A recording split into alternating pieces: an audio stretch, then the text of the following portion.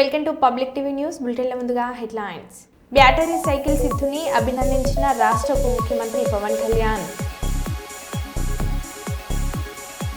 పట్టాలు తప్పిన goods rail తప్పిన ప్రమాదం.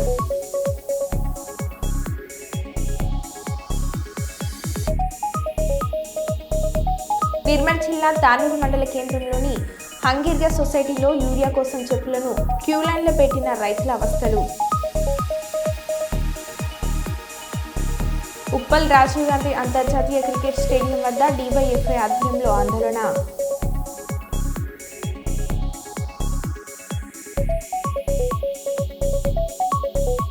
తెలంగాణలో పంటలపై ఎంపీ కొండ విశ్వేశ్వరరెడ్డి.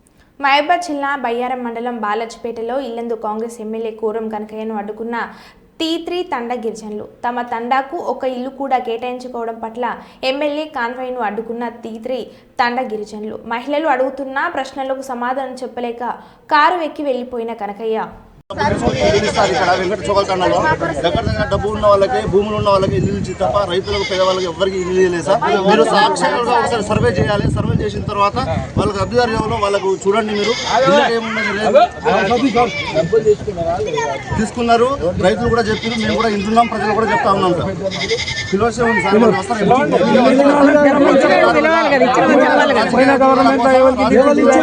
వాళ్ళు మాట్లాడుకున్నారు.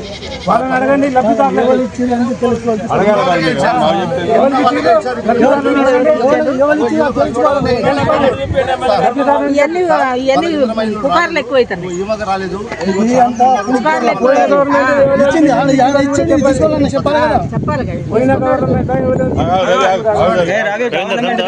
ఇప్పుడు ఇచ్చిన వాళ్ళని చెప్పాను. ఎవరు ఇచ్చారు?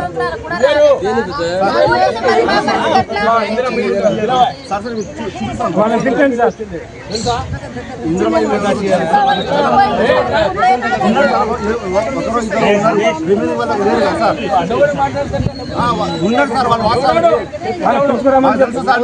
ఉన్నాం సార్. రైతులు వాళ్ళు చెప్పి కూడా ఇంటాం. మేము పిలుస్తాం సార్. మేము పిలుస్తాం. దానికి టైం కూడా ఉంటుంది. మేము కూడా సార్ ఉన్నది సార్. అట్లా చూపిస్తామండి. కర్నూలు జిల్లా కప్పట్రల గ్రామంలో డ్రగ్స్ వద్దు బ్రో అనే పోస్టర్లు ఆవిష్కరణ చేసిన Eagle IG Shri RK Ravikrishna IPS. Kurnool జిల్లా SP శ్రీ విక్రాంత్ పాటిల్ IPS కప్పట్రల గ్రామంలో మెగా టీచర్స్ పేరెంట్స్ 2.0 మీటింగ్. విద్యార్థులతో ఆత్మీయ సమావేశం. పిల్లల భవిష్యత్తు గురించి ఆలోచించాలి. గ్రామంలో అందరూ కలిసిమెలిసి ఉండాలి. గత ఏడాది 10, 9వ తరగతులతో మంచి మార్కులలో ఉత్తీర్ణత సాధించిన విద్యార్థులకు నగదు ప్రోత్సాహాలు అందించిన జిల్లా SP. దేవనకొండ మండలం కప్పట్రల గ్రామ జిల్లా పరిషత్ పాఠశాలలో మెగా టీచర్స్ పేరెంట్ 2.0 మీటింగ్లో ముఖ్య అతిథిగా పాల్గొన్న ఈగల్ ఐజీ. కర్నూలు జిల్లా SP డ్రగ్స్ గంజాయి రహిత సమాజమే మన లక్ష్యం. సమిష్టి కృషితో డ్రగ్స్ ను పారదోలుదాం. డ్రగ్స్ సమాచారాన్ని టోల్ ఫ్రీ నెంబర్ 1972 నెంబర్కు తెలియజేయనని అన్నారు. డ్రగ్స్ అనార్థాలపై అవగాహన తీసుకురావడమే ఈ కార్యక్రమం ముఖ్య ఉద్దేశమని అన్నారు. డ్రగ్స్ రహిత సమాజమే మన లక్ష్యమని, సమిష్టి కృషితో డ్రగ్స్ ను పారదోలుదామని Eagle IG RK Ravikrishna IPS Kurnool జిల్లా SP విక్రాంత్ పాటిల్ IPS గారు పిలుపునిచ్చారు. అత్యధిక దేశాల చట్టసభలలో ప్రసంగించిన భారత ప్రధానిగా నరేంద్ర మోడీ రికార్డు నెలకొల్పారు. ఆ విశేషాలను ఇప్పుడు చూద్దాం. ప్రధానమంత్రి నరేంద్ర మోదీ సరికొత్త రికార్డును సొంతం చేసుకున్నారు. అత్యధిక దేశాల చట్టసభల్లో ప్రసంగించిన భారత ప్రధానిగా ఆయన రికార్డు నెలకొల్పారు. ఇప్పటి వరకు 17 దేశాల చట్టసభల్లో ప్రధాని మోదీ ప్రసంగించారు. తద్వారా కాంగ్రెస్ పార్టీకి చెందిన 5గురు ప్రధానమంత్రులు కలిసి నెలకొల్పిన రికార్డును మోదీ సమం చేయడంతో పాటు సరికొత్త రికార్డును సొంతం చేసుకున్నారు. కాంగ్రెస్ పార్టీకి చెందిన మాజీ ప్రధానులు మన్మోహన్ సింగ్ 7 దేశాలు, ఇందిరాగాంధీ 4 దేశాలు, జవహర్ లాల్ నెహ్రూ 3 దేశాలు, రాజీవ్ గాంధీ 2 దేశాలు, PV నరసింహారావు 1 దేశ పార్లమెంటులోనూ ప్రసంగించారు. ఇలా కాంగ్రెస్ పార్టీకి చెందిన 5గురు ప్రధానులు కలిపి 17 దేశాల పార్లమెంటుల్లో ప్రసంగించగా మోదీ ఒక్కరే ఇప్పటి వరకు 17 దేశాల పార్లమెంటుల్లో ప్రసంగించారు. 2014లో ఆస్ట్రేలియా, ఫిజీ, భూటాన్, నేపాల్ దేశాల పార్లమెంటుల్లో ప్రధాని మోదీ ప్రసంగించారు. 2015లో Mauritius, Mongolia, Afghanistan, Britain, Sri Lanka దేశాల చట్టసభల్లో ప్రసంగించారు. అగ్రరాజ్యం అమెరికా చట్టసభల్లో ప్రధాని మోదీ 2016, 23 సంవత్సరాల్లో 2 సార్లు మాట్లాడారు. 2018లో ఉగాండా, 2019లో మాల్దీవులు, 2024లో గయానా పార్లమెంట్లోనూ ప్రధాని ప్రసంగించారు. తాజాగా జరిపిన 5 దేశాల పర్యటనలో ఘనా, ట్రినిడాడ్ టొబాగో, నమీబియా దేశాల చట్టసభల్లోనూ నరేంద్ర మోదీ ప్రసంగించారు. తద్వారా అత్యధిక దేశాల పార్లమెంట్లో ప్రసంగించిన ఏకైక ప్రధానిగా నరేంద్ర మోదీ రికార్డును సొంతం చేసుకున్నారు. తన ప్రసంగాలలో ప్రపంచ సుస్థిరత, ఉగ్రవాదంపై పోరు, ఆర్థిక సంబంధాల బలోపేతం, ఆర్థిక సుస్థిరత, సమానత్వం, పరస్పర లబ్ధి, సహకారం వంటి పలు కీలక అంశాలను ప్రధాని ప్రస్తావించారు.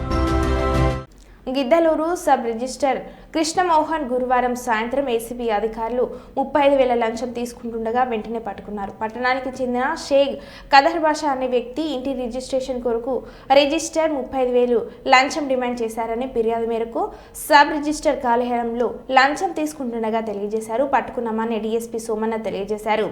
ఇక్కడ ఇన్ఛార్జిగా ఉన్నాను. తర్వాత మా సేసు అనే ఇన్స్పెక్టర్ అతని ఇన్ఫర్మేషన్ మేరకు నేను ఇక్కడికి ఈరోజు వచ్చినాను. వచ్చిన తర్వాత మా కంప్లైంట్ కలిస్తే కంప్లైంట్ వచ్చి కాదర్ బాషా అయినా షేక్ కాదర్ బాషా ఇదే ఊరేనో గిద్దలూరు. ఇతను ఏమని ఫిర్యాదు చేసినాడంటే మాకు వీళ్ళ అమ్మది ఒక హౌస్ ఉంది గిద్దలూరులో. హౌస్ ని వీళ్ళ అమ్మ ఇతనికి గిఫ్ట్ డీడ్ ఇస్తుంది. గిఫ్ట్ డీడ్ అంటే గిఫ్ట్ గా ఇస్తుంది. ఆ గిఫ్ట్ డీడ్ ని ఎగ్జిక్యూట్ చేసే దానికోసము SRO 35,000 డిమాండ్ చేసినాడు. అంటే ఇనిషియల్ గా 50,000 డిమాండ్ చేసినాడు. తర్వాత పేదోడు తర్వాత ఆవుటితనం ఉంది అని చెప్పి రిక్వెస్ట్ చేస్తే దాన్ని 35,000 తగ్గించినాడు. తర్వాత అది ఈ రోజు స్లాట్ బుక్ చేసుకున్నాడు రిజిస్ట్రేషన్ కోసము. రిజిస్ట్రేషన్ 3:10కి స్లాట్ బుక్ అయింది. తర్వాత ఇతను చెప్పినట్లు అతను డిమాండ్ చేసినట్లుగా ఈరోజు పెద్దపాడులో తల్లిదండ్రులు ఉపాధ్యాయుల మీటింగ్ సందడి. ముఖ్య అతిథిగా పాల్గొన్న deputy mayor Kurnool municipal corporation పరిధిలోని పెద్దపాడులోని దామోదరం సంజీవయ్య హైస్కూల్లో ఉపాధ్యాయులు తల్లిదండ్రుల సమావేశం పండుగ ఆవరణలో జరిగింది. ఆటలు పాటలతో ఆనందంగా జరిపారు. కార్యక్రమానికి ముఖ్య అతిథిగా డిప్యూటీ మేయర్ పాల్గొన్నారు.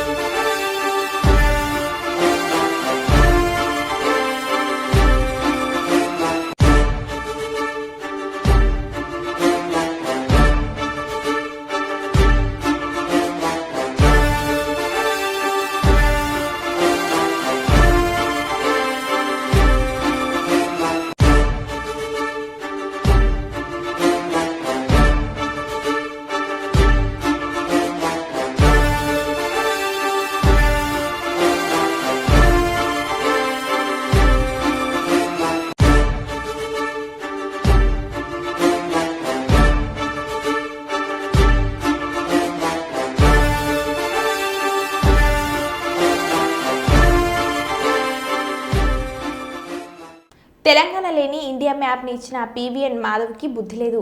తీసుకునే నారా లోకేష్కు అయినా బుద్ధి ఉండాలి కదా.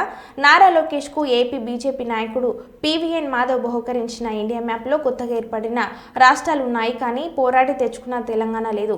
బీజేపీ, టీడీపీ 2 పార్టీలు తెలంగాణ అస్తిత్వాన్ని అపహాస్యం చేస్తున్నారని బీఆర్ఎస్ ఎమ్మెల్సీ దాసు శ్రావణ్ అన్నారు. చూసినట్లయితే మిత్రులారా, దీంట్లో ఛత్తీస్గఢ్ కనబడుతుంది. కొత్తగా ఏర్పడ్డ ఛత్తీస్గఢ్ రాష్ట్రం కనబడుతుంది, జార్ఖండ్ రాష్ట్రం కనబడుతుంది. కానీ 70 సంవత్సరాల పాటు నిరంతర పోరాటాల తర్వాత, త్యాగాల తర్వాత, ప్రజాస్వామిక ఉద్యమం తర్వాత, రాజ్యాంగ నిబద్ధతతో తెలంగాణ రాష్ట్రాన్ని మనం సాకారం చేసుకుంటే ఘనమైనటువంటి ఒక సాంస్కృతిక చరిత్ర కలిగినటువంటి, ప్రత్యేకమైనటువంటి ఒక తెలంగాణ చరిత్ర కలిగినటువంటి తెలంగాణ పటం మాత్రం ఈ మ్యాప్ లో కనబడతలేదు. ఇచ్చేటాయనకు బుద్ధి లేదు, తీసుకునేటాయనకు కూడా బుద్ధి లేనట్టుగా స్పష్టంగా కనబడతా ఉంది. Is this not an insult to Telangana? ఇవాళ బీజేపీ, తెలుగుదేశం 2 పార్టీలు కలిసి తెలంగాణ అస్తిత్వాన్ని అపహాస్యం చేసినట్లు కాదా అని చెప్పని ఈ సందర్భంగా నేను ప్రశ్నిస్తా. హన్మకొండ జిల్లా కేంద్ర హోంశాఖ సహాయ మంత్రి బండి సంజయ్ 54వ జన్మదిన వేడుకలను కమలాపూర్ మండల కేంద్రంలోని పార్లమెంట్ సభ్యులు ఈటెల రాజేందర్ నివాసంలో ఘనంగా జరుపుకున్న బీజేపీ నాయకులు. ఈ సందర్భంగా బీజేపీ మండల అధ్యక్షులు ర్యాకం శ్రీనివాస్ మీడియాతో మాట్లాడారు.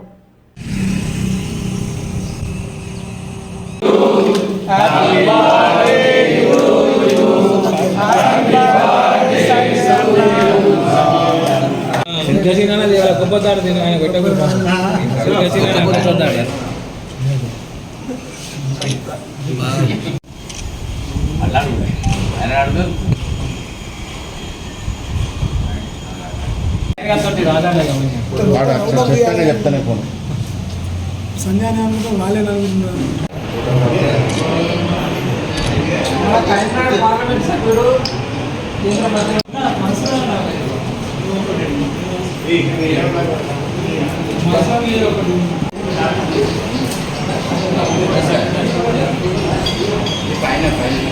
ఈరోజు కేంద్ర మంత్రి కరీంనగర్ పార్లమెంట్ సభ్యులు బండి సంజయ్ కుమార్ గారి 54వ పుట్టినరోజు వేడుకలు కమలాపూర్ మండల పార్టీ పక్షాన శ్రీ ఈటెల రాజేందర్ గారి నివాసంలో ఘనంగా నిర్వహించడం జరిగింది.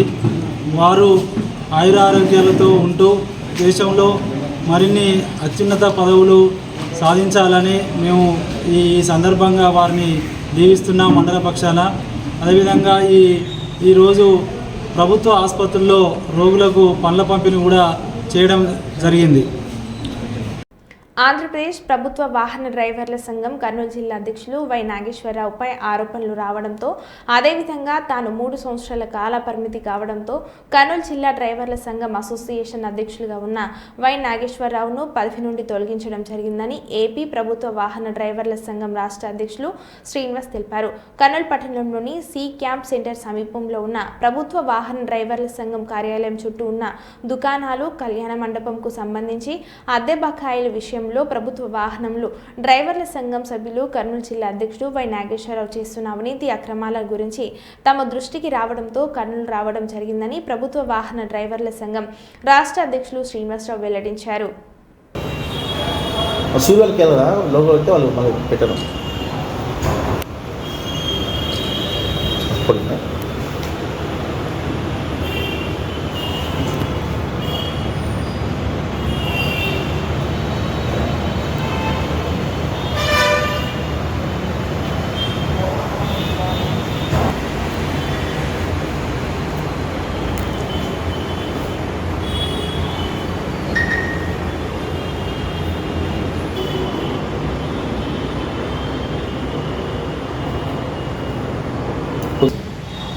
నా పేరు సంసాని శ్రీనివాసరావు, రాష్ట్ర అధ్యక్షులు AP government vehicle drivers central association నుంచి ఈరోజు కర్నూలు జిల్లా రావడం జరిగింది.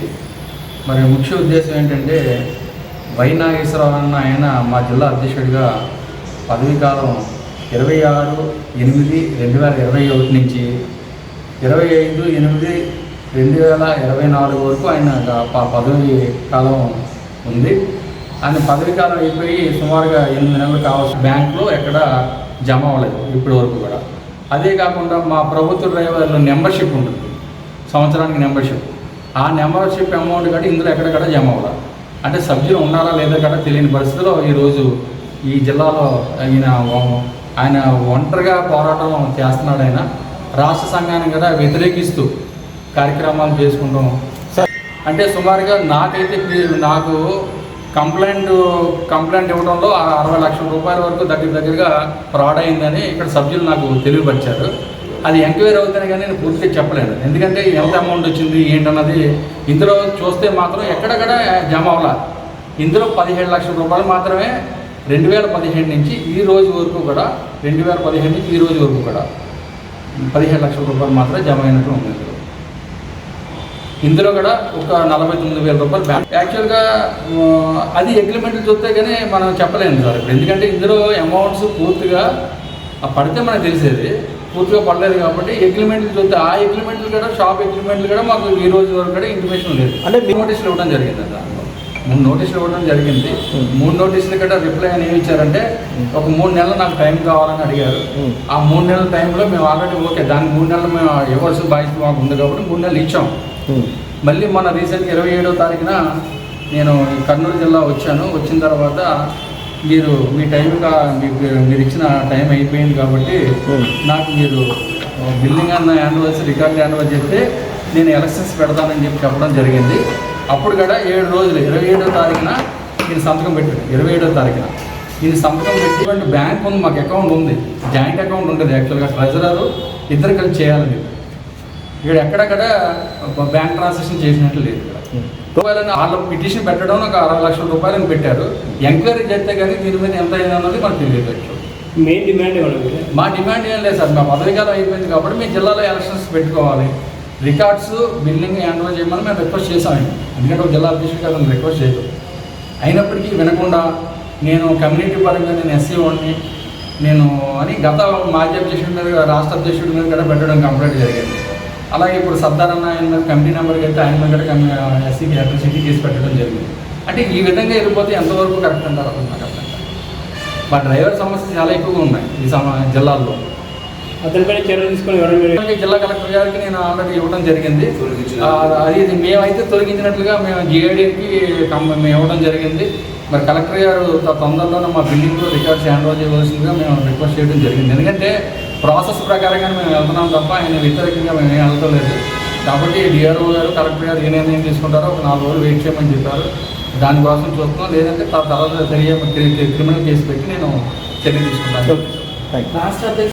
జనగామ జిల్లా దేవరుప్ల మండల కేంద్రంలో ఇందిరమ్మ కమిటీలను రద్దు చేయాలని ఎంపీడీఓకి వినతి పత్రాన్ని అందజేసిన బీఆర్ఎస్ జిల్లా నాయకులు పల్లసుందర్ రామరెడ్డి, మండల అధ్యక్షులు తీగల దయాకర్ నిరుపేదలకే ఇందిరమ్మ ఇండ్లు ఇవ్వాలి, గ్రామ సభలలో అర్హులైన లబ్ధిదారులకు ఎంపిక చేయాలి, కాంగ్రెస్ పార్టీ కార్యకర్తలకే ఇందిరమ్మ ఇండ్లు ఇస్తున్నారని బీఆర్ఎస్ జిల్లా నాయకులు పల్లసుందర్ రామరెడ్డి అన్నారు.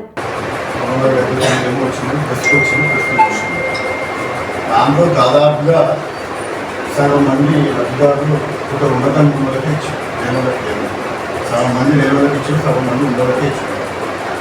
గ్రామసభలు లేకపోతే ఏదైనా ఆఫీసర్ పర్యవేక్షణ అక్కడ జరిగితే బాగుంటుంది. ఇందిరమ్మ కంపెనీలో మొత్తం కాంగ్రెస్ వాళ్ళకి వాళ్ళకే ఇస్తారు. ఇప్పుడు మేము డబల్ బెడ్రూమ్ ఇచ్చాం, గ్రామసభలు జరుగుతుంది.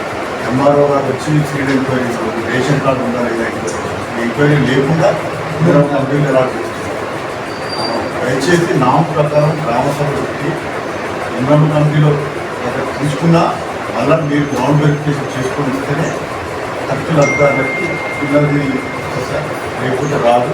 మా బీఆర్ఎస్ పార్టీ తరఫున మేము రిప్రజెంటేషన్ కార్యక్రమం చేసుకొని ఇది అవకాశం ఉంటే మా ఫీడ్బ్యాక్ ఎమ్మెల్యే గారికి కలెక్టర్ గారికి చెప్పండి.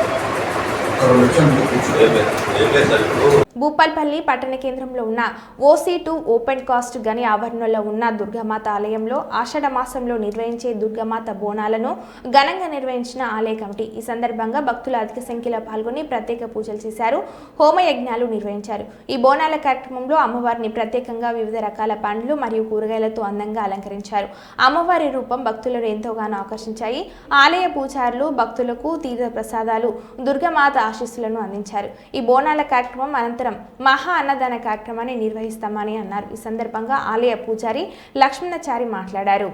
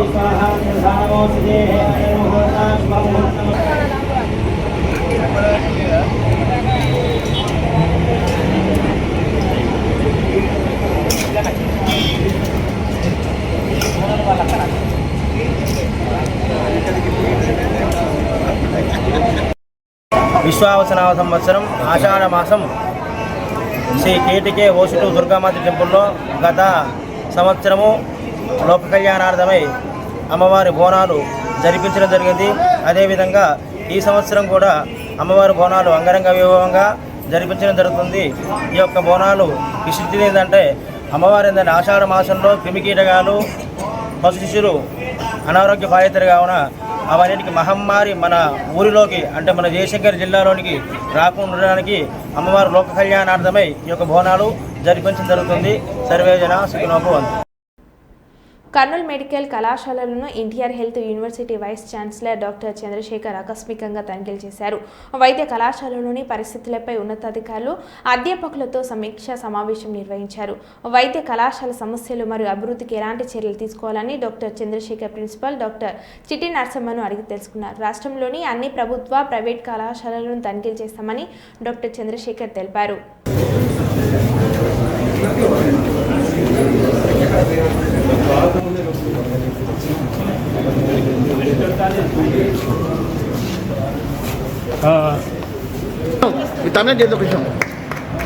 Okay sir.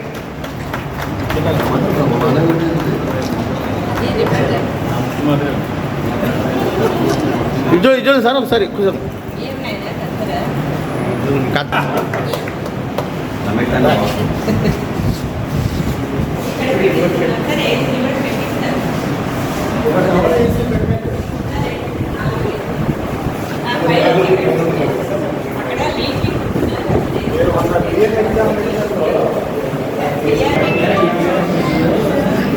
కొంచెం ఎరికమ్మా సార్. సార్ కొంచెం చూడండి సార్, కొంచెం ముందుకండి బాగుంది సార్. ఒకసారి చూడండి సార్. ఇట్లా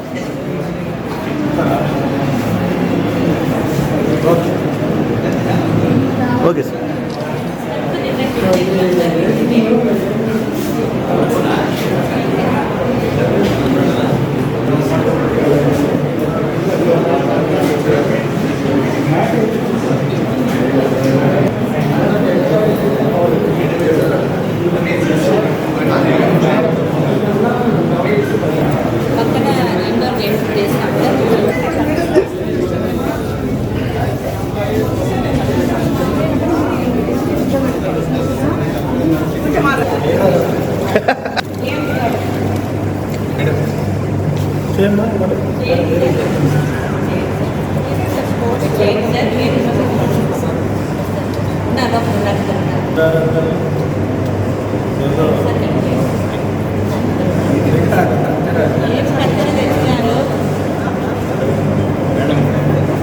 ఫోటో కోసం అన్నట్టుగానే ఉంది. ఏం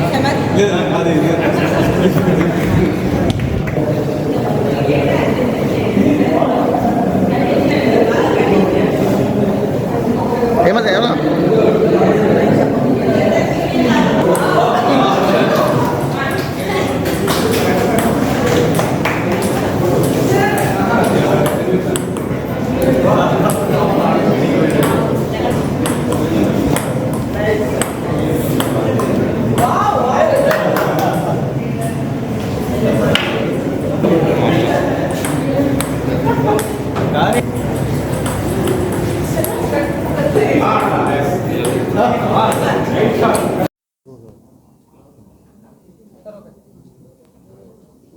సైలెన్స్ మనము. నేను doctor Chandrasekhar,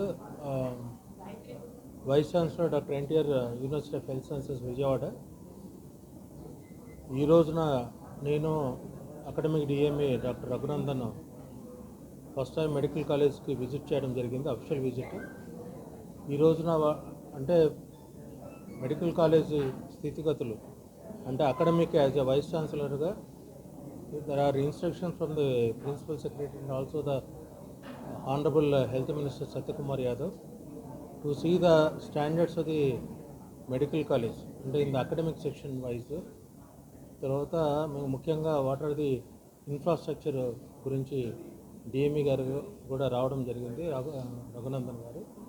so we wanted to review ఈ రోజున ముఖ్యంగా మెడికల్ కాలేజీలో staff pattern, attendance pattern, discipline, స్టూడెంట్స్కి ఉండే స్టాండర్డ్స్, వారి కరికులం అవన్నీ కరెక్ట్గా ఇంప్రూవ్ అవుతుందా లేదా చూడడానికి, తర్వాత ల్యాబ్ ఫెసిలిటీస్ కానీ, తర్వాత వాళ్ళకు సంబంధించిన క్లినికల్ ఫెసిలిటీస్ కానీ అన్నీ కరెక్ట్గా ఉన్నాయా లేదా చూడడానికి, ఒకవేళ లేకపోతే దాని ఖాళీలను ఎలా మనం భర్తీ చేయాలి, ఎలా మనం ఇంప్రూవ్ చేయాలి, ఆ విషయాలన్నీ ఆలోచన చేయడానికి వీసీ గారు హెల్ప్ తీసుకుని వారి ఆధ్వర్యంలో ఒక ఇన్స్పెక్షన్ కండక్ట్ చేయడానికి ఇక్కడికి రావడం జరిగింది. సో ఐ థింక్ సార్ ఇది ఫస్ట్ ఇనిషియేటివ్గా మొదట కర్నూలు మెడికల్ కాలేజీనే సెలెక్ట్ చేసుకున్నారు, బికాజ్ ఆయన ఇక్కడి నుంచి వచ్చారు కాబట్టి. అదే స్ఫూర్తితో మిగిలిన మెడికల్ కాలేజెస్ కూడా మేమందరం ఒక టీమ్గా వెళ్ళి అక్కడి నుంచి సలహాలు సూచనలు స్వీకరించి ఆ పద్ధతి ప్రకారం మన కాలేజీని ఇంప్రూవ్మెంట్ యాజ్ వెల్ యాజ్ మన ఫెసిలిటీస్ ఇంప్రూవ్మెంట్ చేసుకునేందుకు తప్పకుండా కృషి చేస్తామని సభాముఖంగా మీ అందరికీ తెలియజేస్తున్నాను. Thank you. మరో బులెటిన్లో మళ్ళీ కలుద్దాం. Stay tune.